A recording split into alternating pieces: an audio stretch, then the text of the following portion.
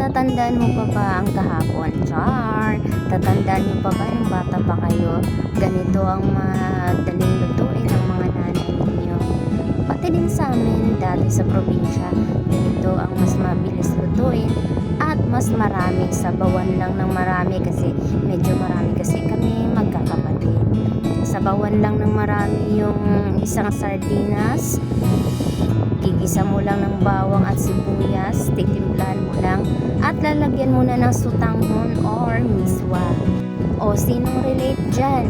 Sa hindi relate, pwede nyo nang i-skip ang video na ito. Charot lang. Sis, kung nagustuhan nyo, paki-like, comment, and share na lang po. Kung kumakain din ba kayo ng ganito, ayan, sabaw pa lang, ulam na. Kasi pag isda kasi ang bibilhin, kailangan mo pang timplahan. Ito kasi may sarsa na. Lalagyan mo na lang ng sabaw at isang sutanghon, pwedeng-pwede na yan. Kasi dumadami din naman yan. Lagyan mo lang ng maraming sabaw kasi mabilis siyang matuyo pag kaunti lang ang sabaw. Masarap yan kainin habang mainit-init pa. Pero pag malamig na, medyo wala ng lasa. Kaya kayong mga bata ngayon, ewan ko lang kung kumakain pa ba yan ng ganyan. Basta ako, ang alam ko, ang anak ko, tinitrain ko kumain ng ganito. Simple lang para hindi natin alam ang paparating na panahon, diba?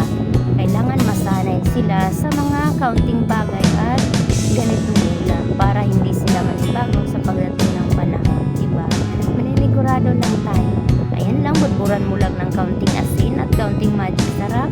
Ulam na yan. May noodles ka na, may sarsa na, may isda pa. Kung saan ka pa, try nyo na kung natatakam. Sabaw pa lang, talagang busog na busog ka na. Kaya kayo dyan, mga kabataan dyan, huwag mamili kung ano ang hinahanda sa hapon, sa hapagkainan, ay huwag nang maghanap kung anong meron, yun na ang kakainin. Kailangan masanay kayo kasi hindi sa lahat ng panahon ay busog ang bulsa ng magulang nyo. O diba? Kailangan masanay kayo sa mga simpleng ulam para hindi kayo manibago sa pagdating ng panahon. Malay nyo ganito na lang ang ulam or talbos ng kamote. Kailangan masanay kayo sa mga ganitong pagkain.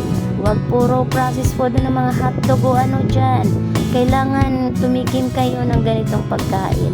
Mayayaman nga kumakain ng ganito, kayo pa ba? O diba? Kaya bihira lang ng ganitong pagkain. Naku, nakakamiss talaga. Kung hanggang ngayon ay nanonood ka pa sa aking video at natatakam sa ganitong ulam, ay arat na. Magluto na tayo mga kamems. Salamat sa panonood. God bless us all.